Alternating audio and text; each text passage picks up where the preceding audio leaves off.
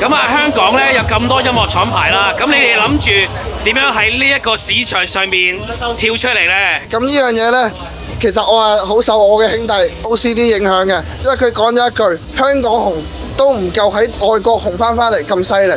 咁因為我覺得呢，其實香港呢地方其實就大家都知細㗎啦，人多地方細，咁但係人又真唔係話真係好撚多喎。但係呢，有實力嘅 rapper 亦都好多，香港地係冇錯，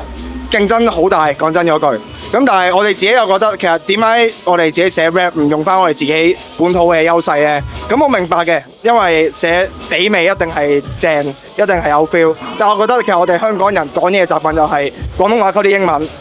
然之後間唔中咧會講啲普通話嘅。